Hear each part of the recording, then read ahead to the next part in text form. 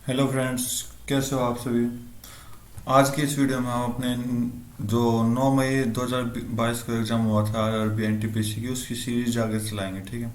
हम जो एग्ज़ाम कर रहे थे वो आरआरबी एनटीपीसी का है, सीबीटी 2 का एग्ज़ाम है।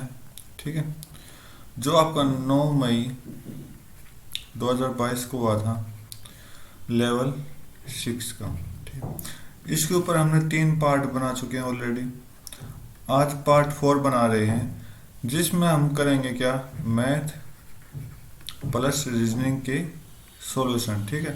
तो ये सीरीज हमारी चल रही थी, तो हमने 80 तक क्वेश्चन कर लिए थे। 80 तक जितने भी आपको मैथ और रीजनिंग के क्वेश्चन आए थे उतने हमने कर लिए थे। आज हम जो करेंगे 81 से स्टार्ट करेंगे। 81 से जितने भी आगे मैथ रीजनिंग के होंगे उसको अच्छे से सॉल्व करेंगे। ठीक है। तो ये जो पार्ट 3 मैंने बनाया है उसकी मैं लिंक डिस्क्रिप्शन बॉक्स में डाल दूंगा, तो आप वहां से देख सकते हो। ठीक है। तो 81 क्वेश्चन स्टार्ट कर रहे हैं। देखो, इस तरह के क्वेश्चन आपको कैसे करने हैं कि बोला कि एक क्लास में प्रत्येक स्टूडेंट के अलग अलग रैंक आए। अमन की रैंक जो ऊपर से 11 नंबर पर है, तो ऊपर से हम क्या करेंगे, अमन की रैंक 11 नंबर पर, यहाँ पर आपका 11 नंबर है, ये आपकी अमन की रैंक है। ठीक है। निखिल की रैंक आई 13, और नीचे से कितनी आई निखिल की, 13 नंबर हम यहाँ ले लेते हैं। ठीक है। क्योंकि कुछ भी नहीं पता कितने हैं इसके अंदर, ये आपकी निखिल की होगी। बोला कि 3 जो स्टूडेंट है वो बीच में बैठे हैं, अमन और निखिल के। अब देखो, अब कंडीशन दो हो सकती है, एक तो ऊपर से लेके ये आपका अमन बैठा है, ठीक है, और एक आपका ये निखिल बैठा है यहाँ। एक कंडीशन है, और इसके बीच में 3 बच्चे और बैठे हैं, राइट। एक कंडीशन तो ये होगी। दूसरा कंडीशन आपको क्या डायग्राम बनाएगा, ये आपका अमन बैठा है और यहाँ पर आपका निखिल बैठा है नीचे से। ठीक है। और इसके बीच में कितने बच्चे आ गए, 3 बच्चे आ गए। तो इस तरह से भी आप डायग्राम बना सकते हो। बोला कि जो टोटल नंबर आएंगे वो कितने होने चाहिए, ऑड नंबर। तो ऑप्शन में सारे ऑड हैं, तो एक भी कैंसिल नहीं हो रहा। और बोला कि जो 3 से डिविजिबल है, तो 3 से सभी डिविजिबल है। तो अब हमें क्या करना पड़ेगा, सीरीज सोल्व करनी पड़ेगी। ठीक है, राइट। अब देखो, मैं इस वाले को ले रहा हूं पहले। तो अगर अमन 11 नंबर पर, निखिल कितने नंबर पर, 13 नंबर पर है। ठीक है। 11 और ये 3 बच्चे बीच में, तो निखिल को अमन की रैंक तक आने के लिए उसको कितना रैंक नीचे से आएगा, 10 रैंक आएगा। तो 11 और 10 21। 21 में से आप एक माइनस कर दो, क्योंकि देखो यहाँ फिर देखो, मेरी बात समझो, निखिल जो है वो 10 नंबर पर आ चुका है, तो इसी पोजीशन पर अमन 11 पर है और इसी पोजीशन में निखिल 10 नंबर पर। इसका मतलब यहाँ पर सिर्फ एक बच्चा होना चाहिए। तो इसका मतलब क्या हो गया, तो आप 11 प्लस 10 करके -1 करोगे तो 20 आ जाएगा। तो 20 अपने ऑप्शन में है ही नहीं, तो ये सीरीज हो गई गलत आपकी। ठीक है। अब इधर देखो, ये आपकी 11 पर है, ये आपकी 13 पर है, और 3 बीच में। तो 11 और 3 कितने हो गए, 14। 14 और 13 कितने हो गए, 27। तो 27 आपका क्या हो जाएगा, बिल्कुल करेक्ट आंसर हो जाएगा। नेक्स्ट क्वेश्चन देखते हैं।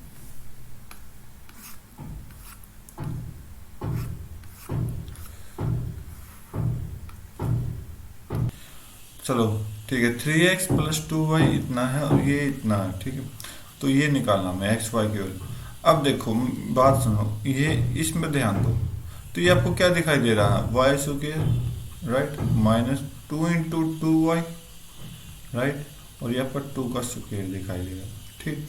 तो यहाँ से जो वैल्यू आई, y -2 का होल स्क्वायर है, जो कि 0 के इक्वल है। तो यहाँ से y की वैल्यू कितनी आ जाएगी, 2 आ जाएगी।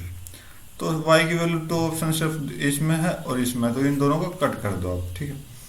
तो अब वैल्यू पुट कर दो इसके अंदर, ये आपका 4 हो जाएगा, और इधर जाएगा तो ये आपका -4। तो ये कंप्लीट कितना हो जाएगा, 9, और 3 से 9 को कट कर दो तो 3। तो 3x हो जाएगा और y कितना हो जाएगा, 2 हो जाएगा। तो बिल्कुल इजी क्वेश्चन था। ठीक है। नेक्स्ट क्वेश्चन देखते हैं।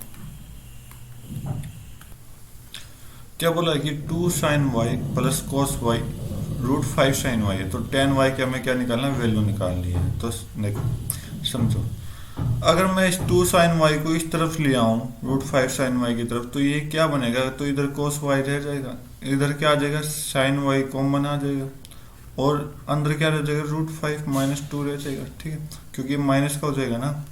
तो हमें टेन वाई बनाना, तो टेन वाई कैसे बनाए, साइन अपॉन कोस होगा, तो इधर हम sine Y upon cos Y कर दें तो ये टेन हो जाएगा, और इधर आपका वन बचा, और डिवाइड में इसको लेकर आएंगे तो रूट 5 - 2 बचा। तो यहाँ से जो टेन वाई की वैल्यू आई वो कितनी आई, 1/√5 - 2। लेकिन ये कोई भी इसमें सॉल्यूशन में नहीं है, तो सॉल्यूशन में नहीं है तो क्या करेंगे, रेशनलाइज कर देंगे, तो √5 + 2 ऊपर आ जाएगा, और नीचे क्या आ जाएगा, √5 + 2 नीचे आ जाएगा। तो इसको सोल्व करेंगे तो √5 + 2 ऊपर आ जाएगा, और √5 मतलब √5 का स्क्वायर माइनस 2 का स्क्वायर कितना हो जाएगा, √5 का स्क्वायर 5, 2 का स्क्वायर कितना हो जाएगा 4, तो 5 - 4 1। तो आपका जो आंसर आएगा वो क्या आएगा, √5 + 2 आपका क्या आ जाएगा, बिल्कुल करेक्ट आंसर आ जाएगा। नेक्स्ट क्वेश्चन देखते हैं।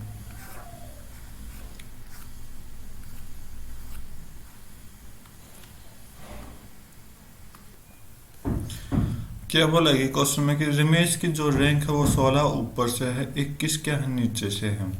बोला कि यदि 21 जो बच्चे हैं वो पास हुए हैं तो कितने बच्चे हैं जो फेल हो गए। ठीक, अब देखो, तो रमेश की रैंक है, तो रमेश की रैंक ऊपर से कितनी है, 16 है, और नीचे से कितनी है, 21 है। समझे, तो ये रैंक क्या आ गई, 2 बार एक ही जगह आ गई, तो एक ही जगह 2 बार आने का मतलब एक हम क्या कर देंगे, माइनस कर देंगे। तो क्या करेंगे, 16 + 21 - 1, तो कितना आ जाएगा ये, 20 और 16 + 36 आ जाएगा। ठीक है, अब बोला कि 36 बच्चों में से 21 बच्चे पास हैं, तो कितने निकाले, फेल निकाले, तो इसमें से 36 में से क्या करेंगे, 21 को माइनस कर देंगे, तो आपका आंसर जो जाएगा वो कितना आ जाएगा, 15 आपका बिल्कुल करेक्ट हो जाएगा। नेक्स्ट क्वेश्चन देखते हैं।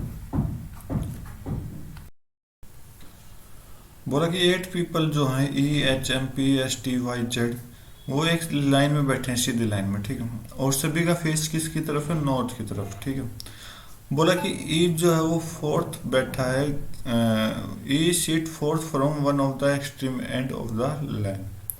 ई जो बैठा वो किसी भी एक्सट्रीम एंड से चौथे नंबर पे बैठा है। ठीक है, तो अब समझो, देखते हैं डायग्राम कैसे बनेगा।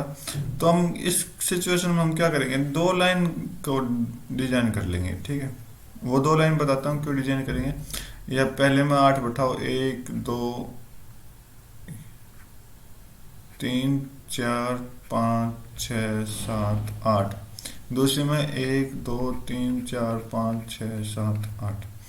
बोला कि ई चौथे नंबर में बैठा है किसी भी एंड से, तो इस तरफ से एंड लो पहले, तो 1 2 3 4 ये आपका ई यहाँ बैठा है।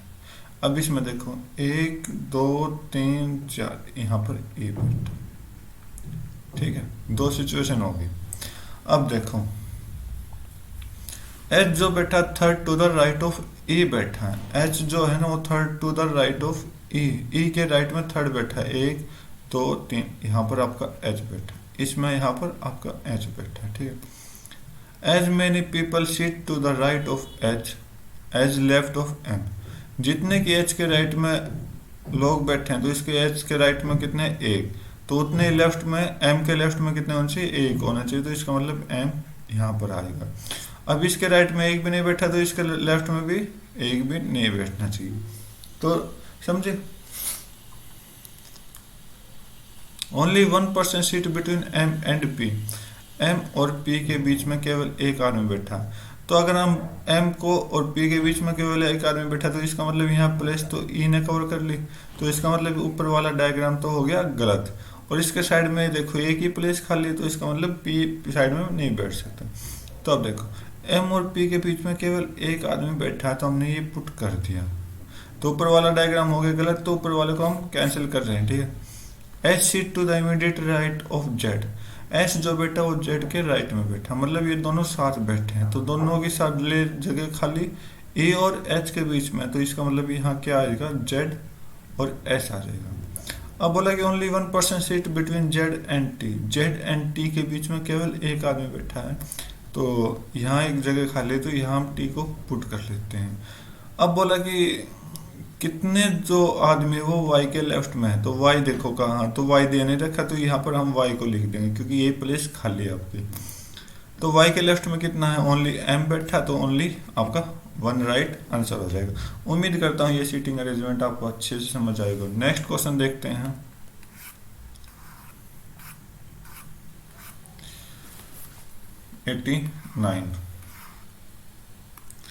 89 में क्या बोला कि difference between the interest payable on sum invested for 3 year at 20% compound interest और compound annually 20% interest for same period is,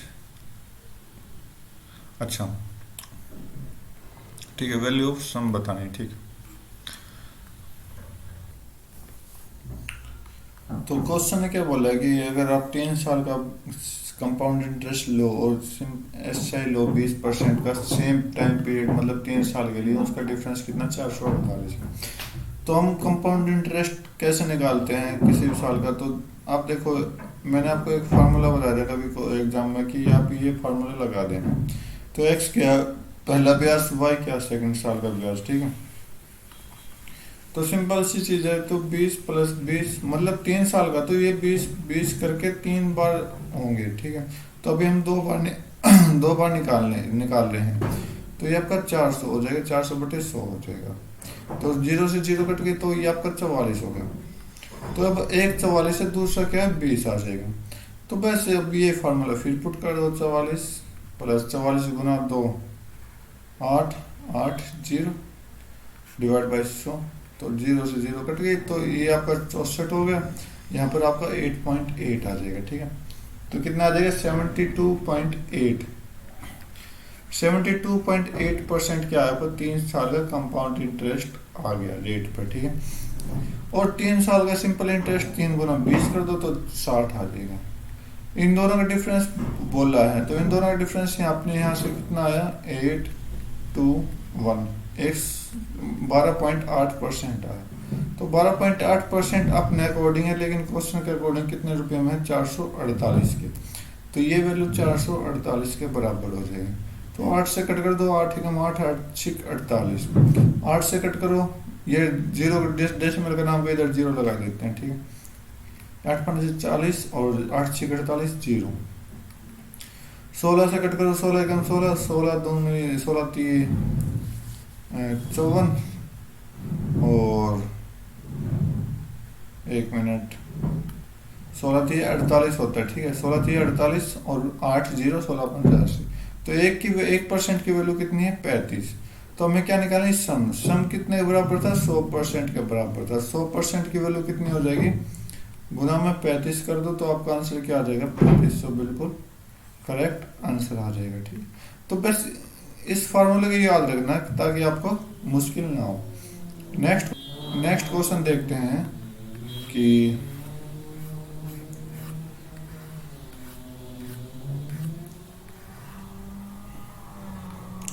seating arrangement का क्वेश्चन है। सीटिंग अरेंजमेंट में क्या कह रहा है कि ये सभी क्या एक स्ट्रेट लाइन में बैठे हैं, कितने 8 आदमी हैं, सभी का फेस नॉर्थ की तरफ है। मुझे लगता है कि वो क्वेश्चन बिल्कुल जो पीछे करवाया था एज इट इज होगा। तो करते हैं कि and seat second from one of the extreme and.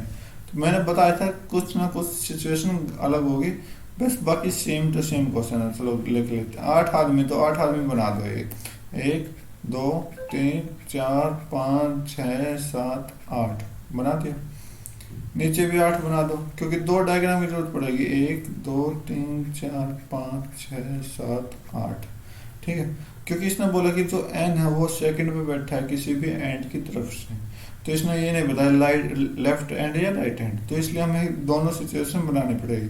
तो अगर इस एंड से देखें तो 1 2 सॉरी सेकंड पे बैठा ना, हाँ सेकंड। इधर से देखें तो यहाँ पर बैठा है, ओके।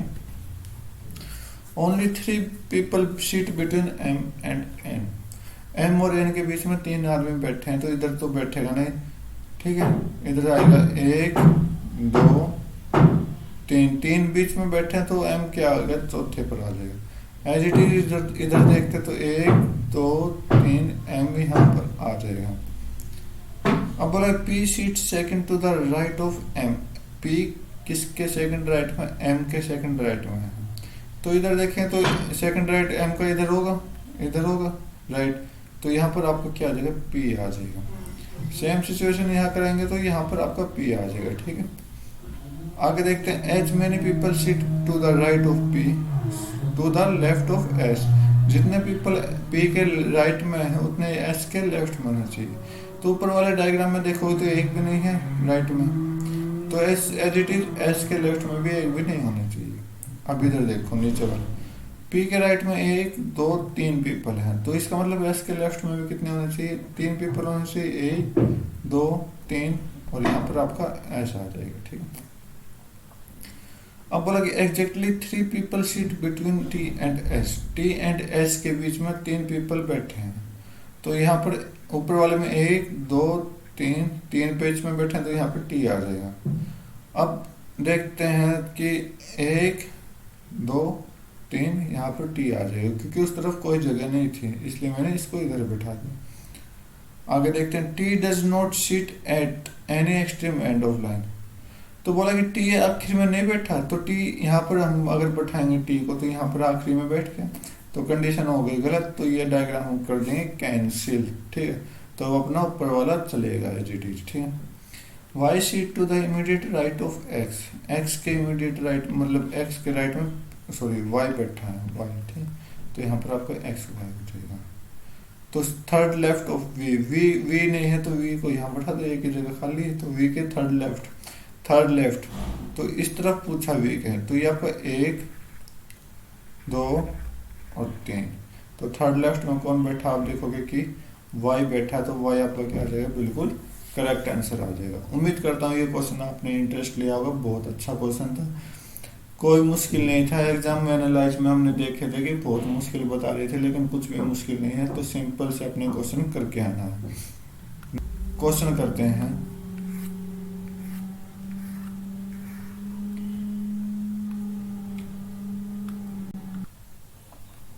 अब ये क्वेश्चन है आपका, ठीक है।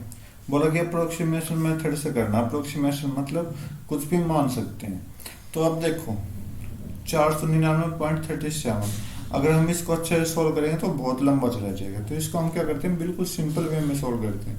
तो 499 को हम किसके लगभग मान लेते हैं, 500 के लगभग मान लेते हैं, राइट। प्लस 1.95 किसके लगभग मान लेते हैं, 2 के लगभग। 4.79 किसके लगभग मान लेते हैं, 5 के लगभग, ठीक है। माइनस 2.873 के लगभग मान लेते हैं, और ये आपका डिवाइड में हो जाएगा, ये आपका 20 के लगभग, सॉरी 20 के नहीं, हम 21 के लगभग लेंगे, क्योंकि 3 जो है ना, 21 जो है 3 से डिवाइड कंप्लीट होता है। तो हमें तो अप्रोक्सीमेशन मानना है, तो आप मानने में क्या बुराई है, ठीक। तो अब आप चेक करोगे तो इन दोनों की वैल्यू क्या आ गई, 1/7 आ गई, तो इसका मतलब 0 पॉइंट समथिंग आएगा, तो 0 ही मान लेते हैं इसकी वैल्यू। अगर हम इस पूरे की वैल्यू 0 मान लेते हैं, ठीक, क्या बुराई है, नहीं ना। तो 0 मान लिया, तो बस आपको क्या देखना, 500 और प्लस 10, तो 510 आपको क्या आ जाएगा, बिल्कुल करेक्ट आंसर आ जाएगा। नेक्स्ट क्वेश्चन देखते हैं,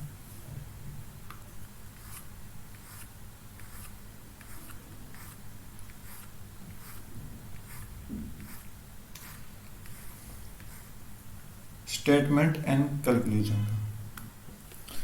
क्या कह रहा स्टेटमेंट की, बोला कि सम एथलीट्स आर बिजनेसमैन, ठीक है, कुछ एथलीट्स क्या है, बिजनेसमैन है, okay. All businessman are rich, सभी बिजनेसमैन क्या है, अमीर है, रिच है, ठीक है। ये डायग्राम बनेगा। कंक्लूजन क्या निकलेगा, सम एथलीट्स आर रिच। बोला कि कुछ एथलीट्स रिच हैं, हाँ है, क्योंकि ये आपका एथलीट है, ये आपका रिच है, तो लाइन कट कर रहे हैं।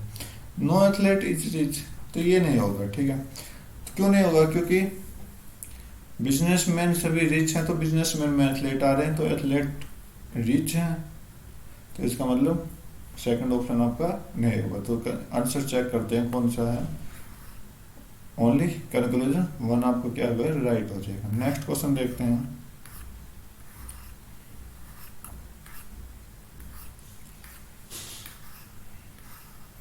Seating arrangement.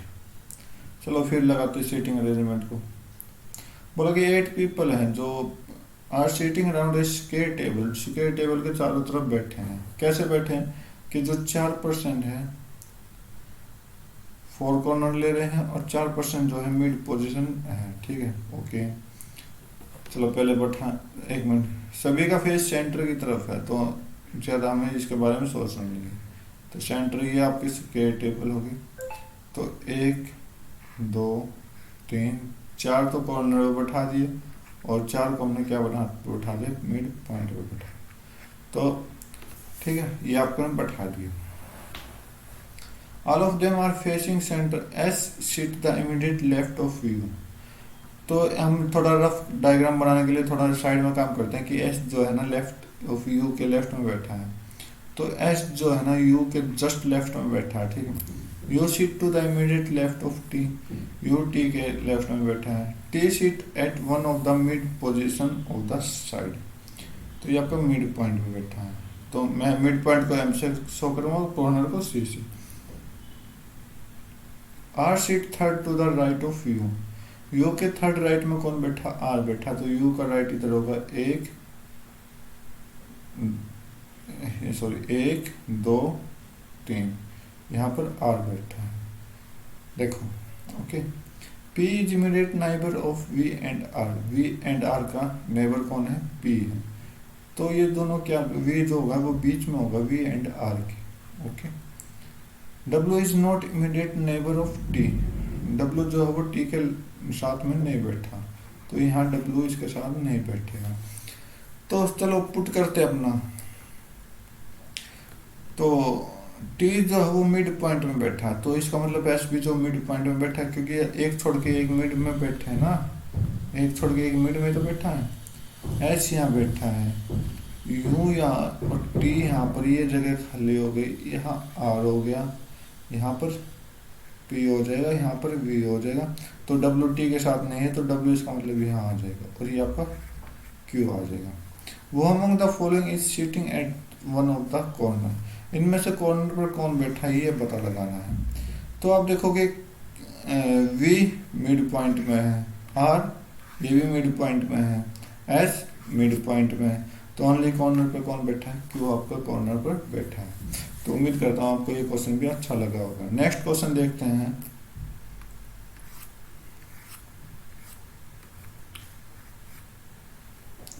Seating arrangement. बोला कि 8 कलीग हैं जो सीट बैठे हैं कर्व सर्कल में, एक फेसिंग था सेंटर, सेंटर की तरफ फेस कर।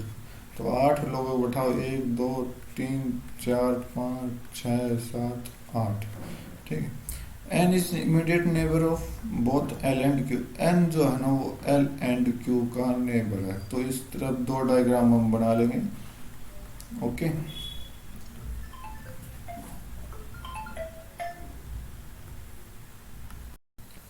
आगे क्या बोलेगी, P जो immediate neighbour of K and R। P जो है वो K एंड R का है। तो मतलब एक डायग्राम ये बना है, तो दूसरा हम बनाएंगे जो P है वो K एंड R के बीच में बैठा है। Okay, O is second to the right of K। O जो है वो K के सेकंड राइट में बैठा है। तो K के सेकंड राइट में देखो, इधर हम देखेंगे तो इस ऊपर वाले में तो K के सेकंड राइट में R बैठा, तो इसका मतलब ये तो हो गया डायग्राम गलत। तो अब क्या करेंगे, तो इधर इसमें देखेंगे O जो है वो सेकंड राइट में बैठा, तो 1 2 यहाँ पर आपका O बैठा है। चलो ठीक है, तो ये नीचे वाले पोजीशन पुट करते हैं एक बार कि यहाँ R बैठ गया, यहाँ पर P आ गया, यहाँ पर K आ गया, यहाँ पर ये जगह खाली, फिर O आ गया। अब आप देखोगे कि ये तीनों जगह खाली है, तो इसका मतलब हम इनमें से किसी भी पोजीशन को बैठा सकते हैं। जैसे ऊपर वाले को बैठा दिया L N Q, या फिर नीचे वाले को बैठा हुआ L यहाँ आ जाएगा, Q यहाँ आ जाएगा। अब बचा कौन है, M की पोजीशन पूछी है, तो M यहाँ पर बैठेगा। तो पोजीशन पे पूछी है तो M की देखते हैं, second to the left of L के सेकंड लेफ्ट में है, तो L का जो है राइट इधर होगा, लेफ्ट इधर होगा, ठीक है। तो ये कंडीशन हो भी सकती है, नहीं भी हो सकती है, तो इसलिए हम इसको चूज अच्छे से नहीं करेंगे। तो सेकंड ऑप्शन को बाद में चेक करते हैं। Exactly between Q and O, Q and O के बीच में बैठा है, नहीं बैठा, तो ये आपका ऑप्शन हो गया गलत। Exactly between O and P, O and P के बीच में है, नहीं है, क्योंकि O एंड P के बीच में ऑलरेडी 2 व्यक्ति बैठे हैं। तो बोला कि के एंड ओ के बीच में है, हाँ के एंड ओ के बीच में आपका दिखाई दे रहा है। अब देखो फर्स्ट ऑप्शन क्यों गलत है, क्योंकि एल की कोई भी निर्धारित सिचुएशन नहीं दे रहा कि कहाँ बैठा है, ठीक है, तो इसलिए हम फर्स्ट ऑप्शन को नहीं लेंगे। अगर सेकंड ऑप्शन मैच नहीं होता तो फर्स्ट ऑप्शन को हम करेक्ट कर देते। तो नेक्स्ट क्वेश्चन देखते हैं। बोला कि किसी नंबर का इतना 11.75 है, तो वो नंबर फाइंड आउट करनी है हमें। ओके, तो बोला कि अगर 23.5% इतना है, ठीक है, तो 100% हमें बताना है। तो आप देखो 23.5% कितना है, 11.75। तो आप देखो कि आपने किससे मल्टीप्लाई किया होगा, 0.5 से मल्टीप्लाई किया होगा, ठीक है, 0.5 से आपने मल्टीप्लाई किया है। तो आप देख सकते हो अगर डेसिमल को हम हटाए, डेसिमल को यहाँ 0 लगे, यहाँ 0, मतलब यहाँ 2 जीरो है तो इधर 1 जीरो आ जाएगी और इधर हट जाएगा। तो 2350 को 1175 बनाना है तो आपने 0.5 से मल्टीप्लाई किया होगा, या फिर हाफ से, या फिर आपने मल्टीप्लाई किया होगा आधे से, ठीक है। तो बस हमें क्या निकालना, 100% निकालना है। 100% को हम किससे मल्टीप्लाई करेंगे, हाफ से मल्टीप्लाई करेंगे। तो हाफ से क्या हो जाएगा, 50 आपका क्या आ जाएगा, बिल्कुल करेक्ट आंसर आ जाएगा। नेक्स्ट क्वेश्चन देखते हैं।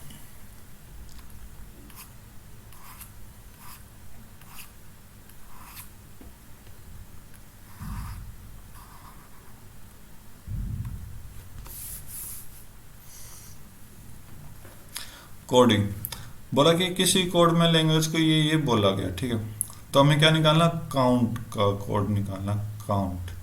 तो काउंट देख लेते हैं, यहाँ है और कहीं है काउंट नहीं है, तो हमें इस लाइन में से, नीचे वाली लाइन में से काउंट का कोड निकालना पड़ेगा, ठीक है।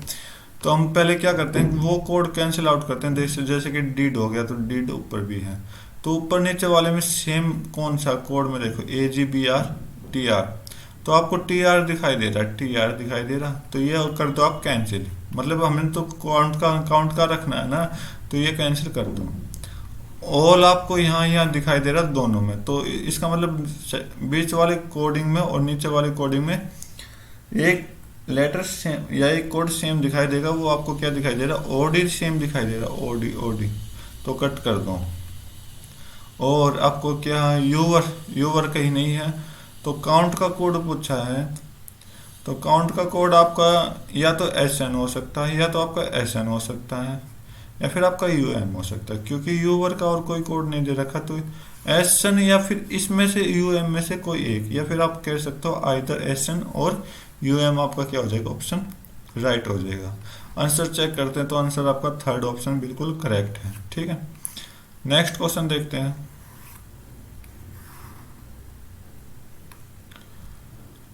ठीक है, स्टेटमेंट ये दे रखी, कंक्लूजन हमें बताना है।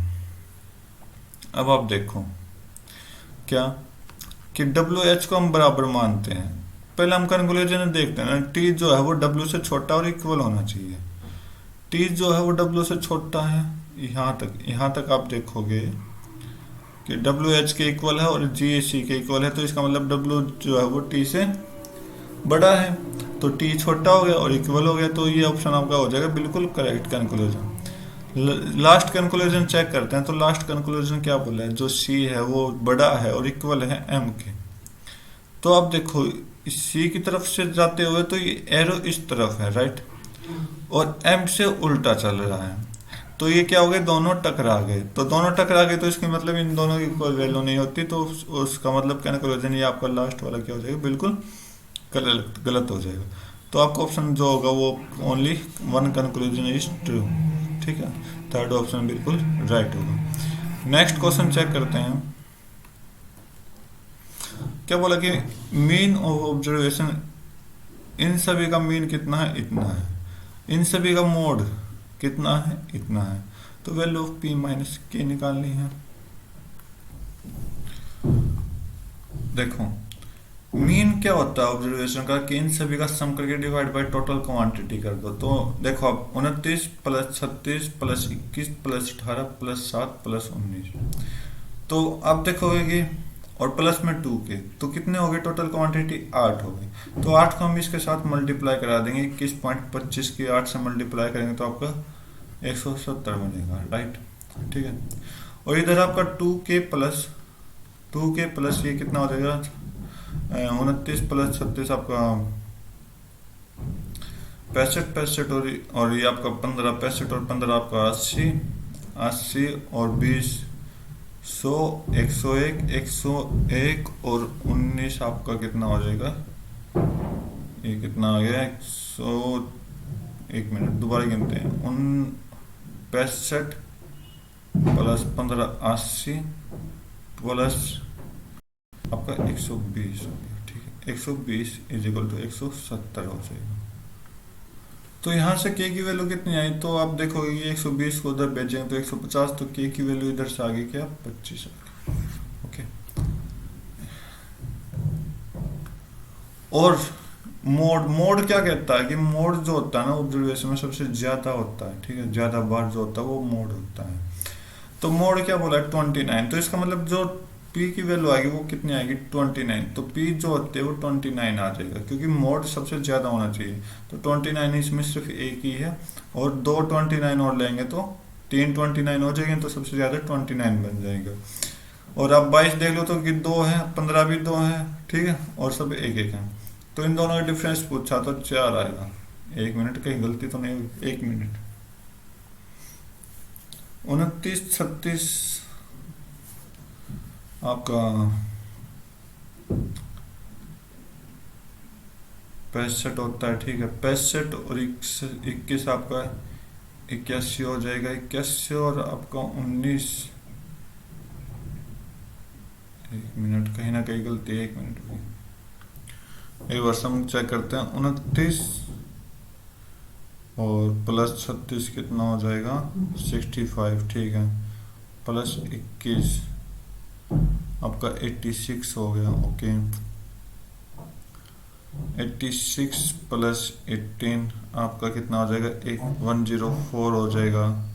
ओके, 104 और 7 आपका 111 हो जाएगा। और 111 प्लस 19 आपका 130 होता है। ठीक है, ये आपका 130 आएगा, 120 लिख दिया था मैंने। तो ये एक छोटी कैलकुलेशन में गलती हो जाती है कई बार, और इसी के कारण क्या होता है? टाइम खराब हो जाता है। तो यहाँ से जो k की वैल्यू आएगी वो 20 आएगी, क्योंकि 130 को 170 की तरफ भेजेंगे तो कितना आ जाएगा? 40, और 2k की वैल्यू 40 है तो k की वैल्यू 20 आ जाएगी।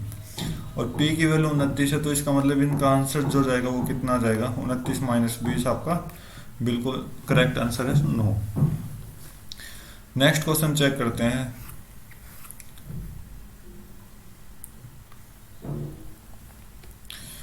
बोला क्या कि इसमें right side, okay, all 3 number cluster are same pattern. Okay, तो जिस तरह से ऊपर और फर्स्ट और सेकंड में कराया गया है, तो वैसे थर्ड वाला भी होना चाहिए। तो चेक करते हैं कि किस तरह आएगा। ओके, तो मतलब 11, 8 और 5 9 से 43 बना। तो आपको देखो सिंपल सी चीज दिखाई दे रही है, मैंने बहुत ट्राई की। तो थोड़ा माइंड में ये आया कि अगर मैं 11 को 8 से मल्टीप्लाई करा दूं तो कितना आ जाएगा?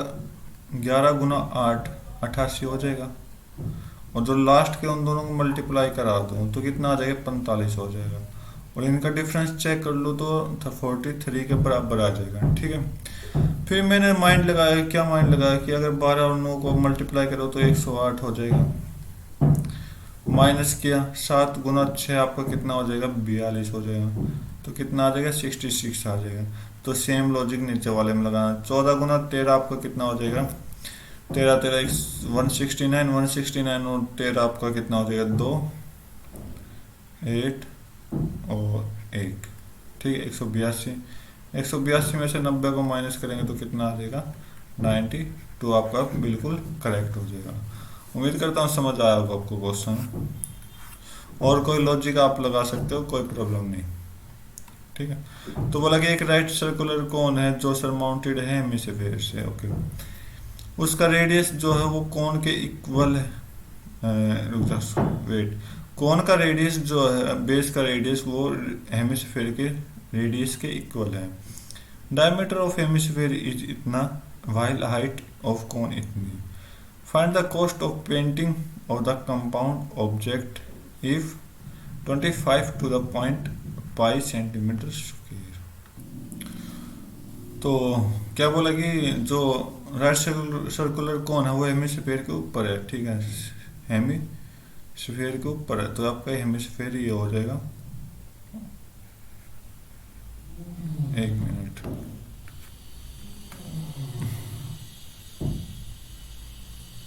इसके ऊपर क्या है, कौन है, ओके, ये कौन है। तो बोला कि जो रेडियस है वो दोनों के इक्वल है, तो इसलिए हमने इक्वल बनाया। तो डायमीटर ऑफ हेमिस्फीयर 12 है, तो इसका मतलब रेडियस कितनी आ जाएगी, यहाँ से 6 आ जाएगी, ओके, रेडियस 6 आ गई। हाइट ऑफ कौन आपकी 8 है।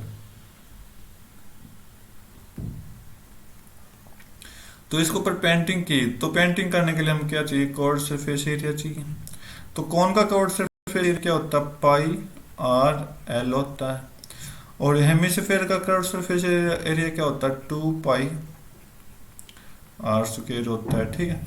तो इन दोनों को ऐड करने के बाद हम क्या करेंगे कि 25 को पाई सेंटीमीटर, मतलब 25 रुपये पर पाई चल रहा है, तो 25 रुपये पर पाई, तो 25 बटे पाई को हम डिवाइड कर दें, पाई को डिवाइड कर देंगे, ठीक है। तो पाई से पाई कैंसिल हो जाएगा सभी जगह से। आर कितना आपका 6, और एल पहले एल देख लो, यहाँ 10 आ जाएगा, ठीक है। तो या आर एल 6 गुना 10 60 हो जाएगा यहाँ पर, प्लस ये आपका आर का स्क्वायर 36, 36 गुना 2 72 हो जाएगा, गुना 25 कर दो, तो आप देखोगे कि 125 गुना 25 करोगे तो 25 दूनी 50, 25 तीन 75 और 5 80, 8 कह रही 25 से कम 25, 25 और 8 33 रुपये, तो ये आपका राइट आंसर हो जाएगा। नेक्स्ट क्वेश्चन देखते हैं।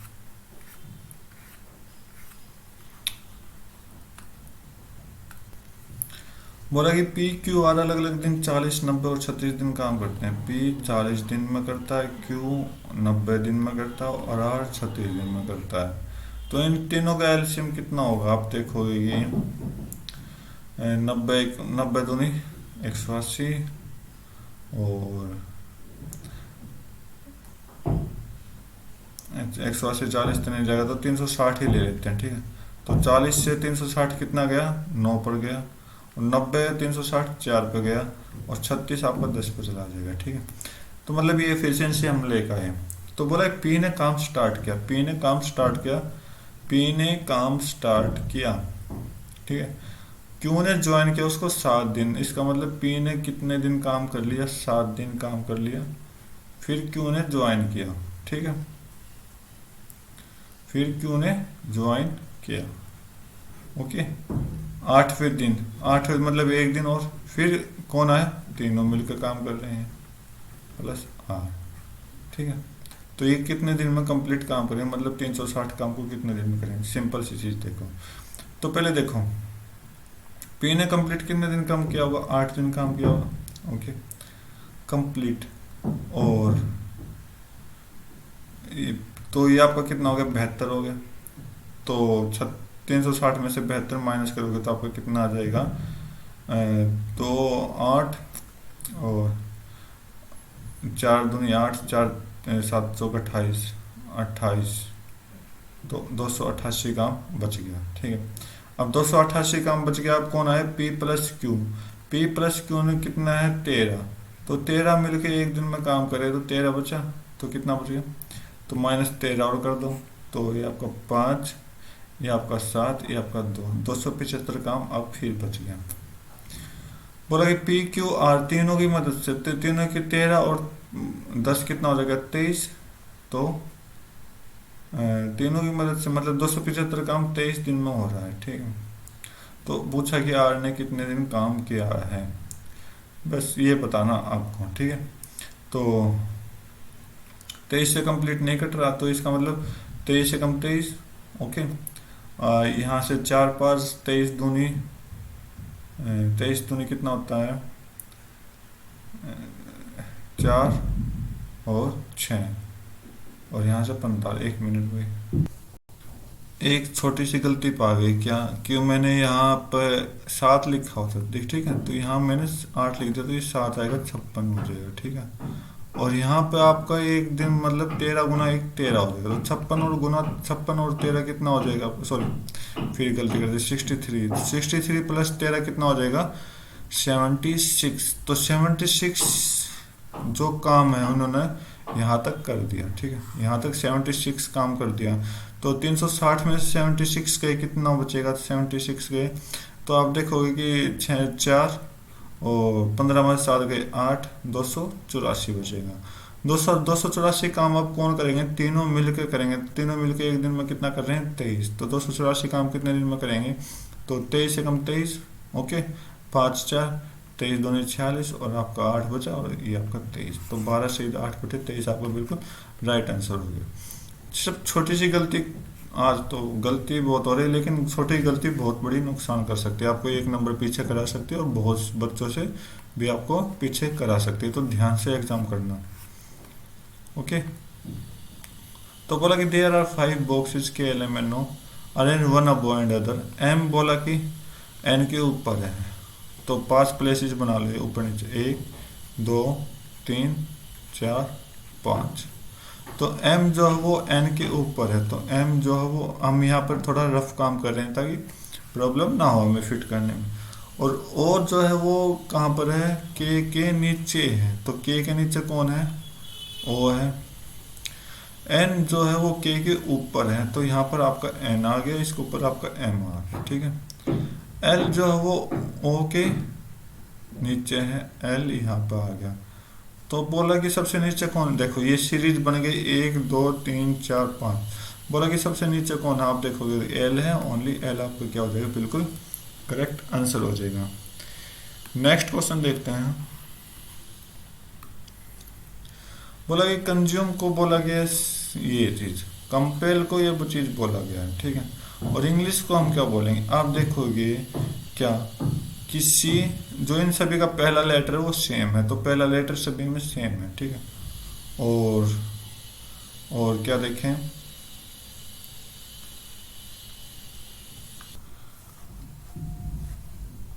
सॉरी भाई इसका मुझे नहीं आया, तो आपको आए तो ये इंग्लिश में ये आपको जरूर बताना, ठीक है।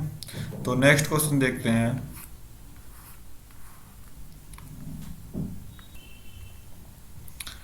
बोला कि समिता का बर्थडे जो 15 मार्च 2020 को है, ठीक है, 15 मार्च 2020 को संडे है, ओके।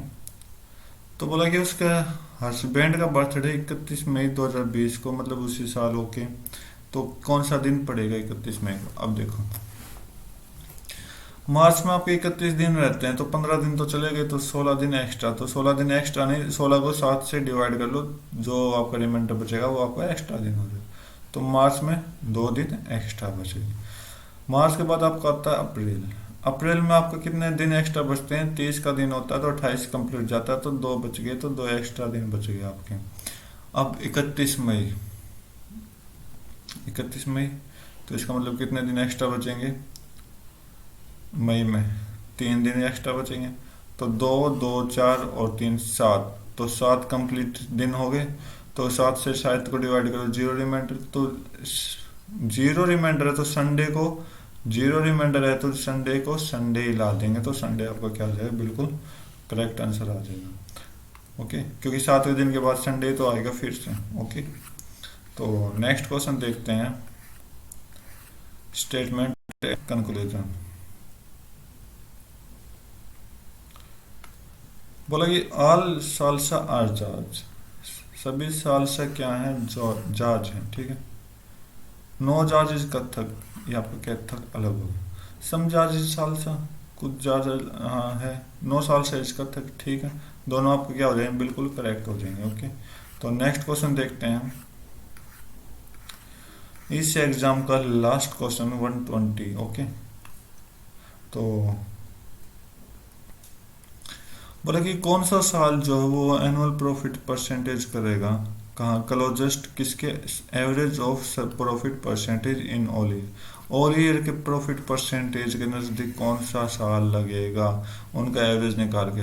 तो आप देखो 40 और 55 आपका 95 होता है, 95 और 45 आपका कितना हो जाएगा, 140 हो जाएगा। ठीक है, 140 और 65 आपका कितना हो जाएगा, 205 हो जाएगा। 205 और 70 कितना हो जाएगा आपका, 275। 275 और 60 कितना हो जाएगा आपका, 335 हो जाएगा। 335 कितने दिन है, कितने साल है, 6 साल। 6 से डिवाइड, 6 पंजे 30 और 30 35, 6 पंजे 35, 50 पॉइंट। तो 55 के लगभग कौन से साल में आपको दिखाई दे रहा है, तो 55 आपको 2008 में दिखाई दे रहा है। ठीक है, तो 2008 आपको क्या हो जाएगा, बिल्कुल करेक्ट आंसर हो जाएगा। तो ये थे हमारे आरआरबी एनटीपीसी के, आरआरबी एनटीपीसी के जो सीबीटी 2 आपका एग्जाम हुआ था 9 मई को, सीबीटी 2 एग्जाम हुआ था 9 मई को 2022 में, लेवल 6 का एग्जाम। तो इसमें हमने क्या किया, मैथ प्लस रीजनिंग के क्वेश्चन सोल्व किए जो कि आपके 70 थे। तो मैथ के 35 क्वेश्चन थे, रीजनिंग के 35 क्वेश्चन है। ठीक है, तो हमने ये 70 क्वेश्चन 4 वीडियो में सोल्व किए हैं। तो चारों वीडियो को आप अच्छे से ध्यान देना, क्योंकि आरआरबी एनटीपीसी सीबीटी 2 जो आपका लेवल 2, 5 और 3 है वो बहुत जल्द आने वाला है। तो अच्छे से तैयारी करना। तब तक के लिए thank you, have a nice day, जय हिंद। और हाँ, एक इम्पोर्टेंट चीज़, तो नेक्स्ट वीडियो में हम जो करेंगे वो आपका 10 मई का हम कर चुके हैं, 9 मई का शिफ्ट 1 कर चुके हैं। अब 9 मई का शिफ्ट 2 करेंगे, लेवल 6 का। उसको भी एक बार करेंगे, यूज करेंगे देख कर कि कैसा एग्ज़ाम आया था। तो उसी बेसिस पर हम भी तैयारी करके जाते हैं। तो सभी को all the best, thank you, have a nice day, जय हिंद।